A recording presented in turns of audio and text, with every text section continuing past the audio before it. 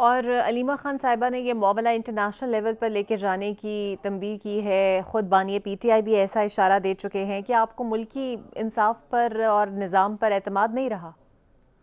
देखिए, मुल्की निज़ाम और इंसाफ पर तो हम्म। एतमाद हमारा पहले भी काफ़ी हद तक फेड हो चुका था, जब कादी फ़ाइज़ ईसा की शक्ल में इस मुल्क पे एक जलाद नाज़िल हुआ था। और हम्म। उसके बाद फिर जब ये 26वीं आईनी तरमीम जिस बेहुदा तरीके से पास की गई, एमएनएज़ को अगवा किया गया, वो सारा हिस्ट्री का पार्ट है, सब आप पढ़ सकती हैं, सबके पास है।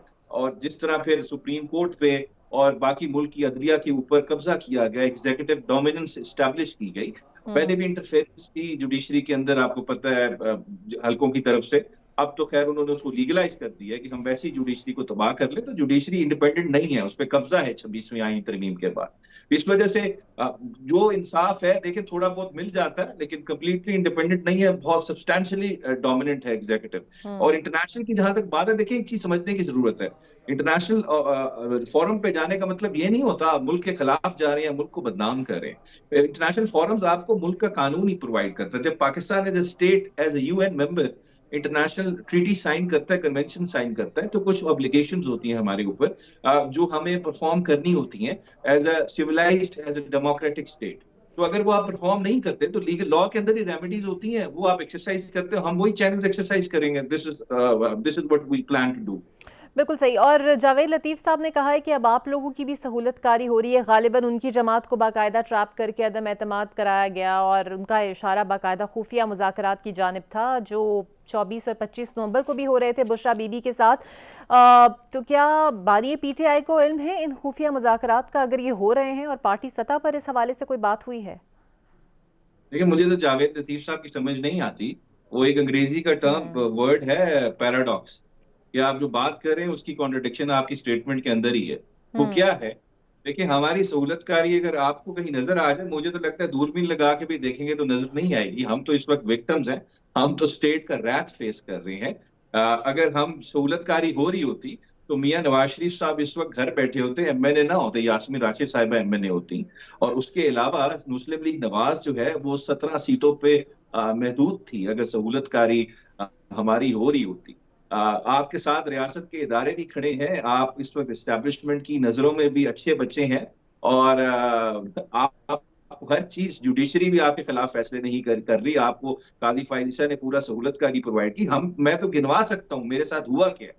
इद्दत केस को देख लें, साइफर केस को देख लें, इमरान खान साहब की वाइफ को देख लें, बुशरा बीबी को देख लें, 8 महीने जेल में रही इद्दत जैसे केस में। अलीमा खान साहिबा जेल में, हसान न्याजी जेल में है, हमारे बहुत सारे वर्कर्स जेल में, यास्मीन राशिद, शाह महमूद कुरैशी। मेरी तो लिस्ट ही नहीं खत्म होगी। हमारे साथ जो ज्यादतियां हो रही हैं खत्म ही नहीं होनी, तो फिर ये कौन सी सहूलतकारी? सहूलतकारी तो होती, हम तो इस वक्त एंजॉय कर रहे होते ना, हम अच्छे मजे में बैठे होते। हम चीफ हम्म। मिनिस्टर भी हमारा होता, प्राइम मिनिस्टर भी हमारा होता, क्योंकि मैंडेट तो हमारा था 8 और फरवरी का। बसर तो साहब, आपके जो तहरीरी मुतालबात है, इनमें क्या कुछ आ सकता है? क्या इसमें बानी पीटीआई की रिहाई का भी आप लोग मुतालबा सामने रखेंगे? देखिए, वो तो इसका पार्ट ऑलरेडी है, जो हमने कहा है पॉलिटिकल प्रिजनर्स को रिलीज किया जाए। हम्म। उसमें बस हमारी जो प्रायोरिटी है वो ये है, जो खान साहब ने बताई है, कि जी फर्स्ट प्रायोरिटी ये है, बाकी लोगों को रिहा किया जाए, उसके बाद I am the last one.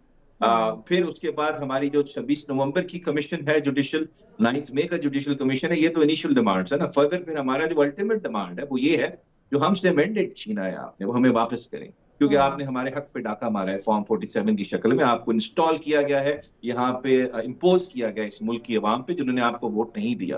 तो ये तो बात की बात है, लेकिन just to start and show bonafides, हमने 3 डिमांड्स जो मैंने आपको बताई हैं वही है, वहीं से हम स्टार्ट करना चाहते हैं। लेकिन ये गवर्नमेंट को सीरियस होना पड़ेगा, एक्सेस देनी पड़ेगी खान साहब को, अदरवाइज काम नहीं बनना इनका। सो सर, अगर मुज़ाकरात नहीं आगे चल पाते, डेडलॉक आ जाता है, जिस तरह ये ट्वीट्स का मामला भी चल रहा है आपकी तरफ से, तो फिर आपकी अगली हिकमत अमली क्या होगी? कोई प्लान बी शामिल है आपके एजेंडे में? बात कर चुका हूँ। ट्वीट को मुझे समझ नहीं आती, ट्वीट को इतना बुरा क्यों समझा जाता है। उस ट्वीट में मेरे साथ कोई बैठ जाए और बता दे कि उसमें क्या गलत है। ट्वीट के अंदर they are historically correct facts, they are but harsh facts. History में वो ठीक चीजें हैं सारी।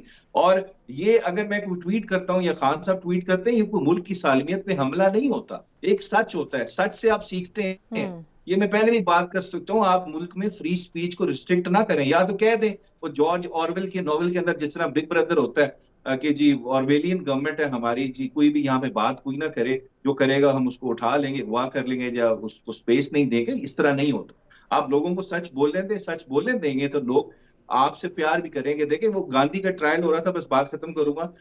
जब ट्रेजन का ट्रायल गांधी का, तो उससे जो पूछा गया तो उसने कहा मैं इस हुकूमत की तारीफ नहीं कर सकता अंग्रेजों की, क्योंकि जो हुकूमत से प्यार होता है, हुक्मरानों से प्यार होता है, वो नेचुरल होता है, उसको आप आर्टिफिशियली मैन्युफैक्चर नहीं कर सकते। सो आप जबरदस्ती लोगों से प्यार नहीं करवा सकते हुकूमत से। अगर लोगों का आप साथ सलूक अच्छा करें, उनकी विल की आप इज्जत करें, जो उन्होंने वोट दिया है उसकी इज्जत करें, तो लोग आपसे खुद प्यार करें। बिल्कुल